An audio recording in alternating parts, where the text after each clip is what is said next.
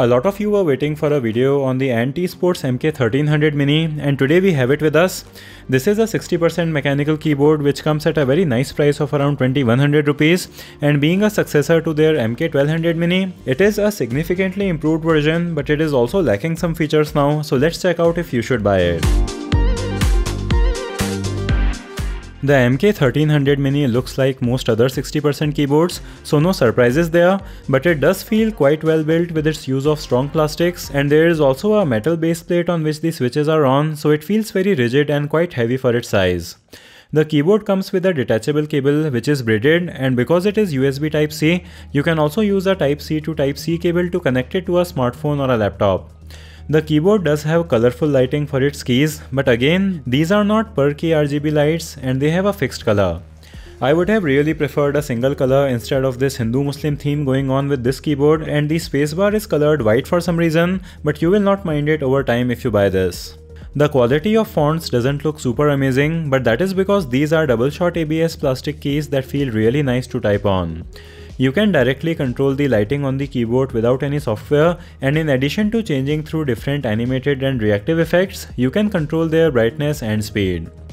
The MK1300 Mini comes with Automo red switches, but it is also available in blue switches if you like a more tactile experience. I am personally a big fan of linear switches for gaming and for typing, so it is nice to see that they have a linear option available with this now. This is the first keyboard that I have tried with Automo switches, and I have to say that the typing experience is really amazing on this. And I say that as a person who is used to mechanical keyboards that are much more expensive. The keycaps and the switches are really stable, so you don't feel any wobble that you may expect from cheap mechanical keyboards, and the feel of these Automo switches is really nice, even compared to the Cherry MX and Gateron red switches that I have been using. The actuation force is perfect for me, the single tilt angle that the keyboard offers is just right, and even the keys that use stabilizers like Shift, Enter and Spacebar feel very nice. It does feel significantly better to type on compared to its earlier MK1200 Mini version, so if you are confused between these two, I would definitely go for this newer version.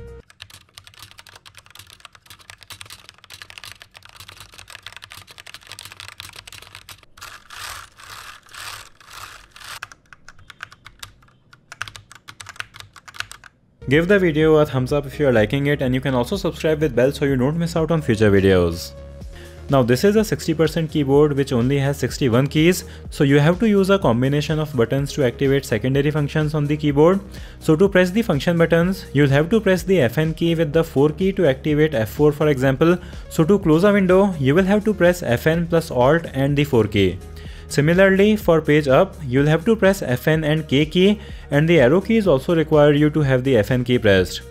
This keyboard has more extra shortcut keys than before, so in addition to having keys for media controls, you also have some extra options like a calculator and an explorer shortcut.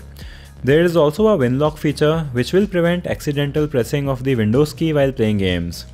One missing feature on this keyboard seems to be that you can't switch layer modes on this. This is something you do generally find on 60% keyboards, and it allows you to directly activate the secondary functions or directly activate the arrow keys without needing to press the FN key.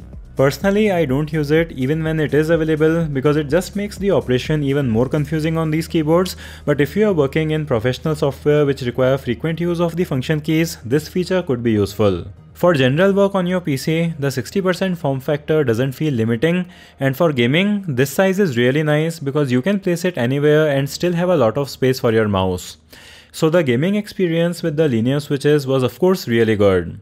For portable use, this is also really great because you can take it to college to take notes on your phone, or you could use this with a laptop so you don't have to use its memory in case.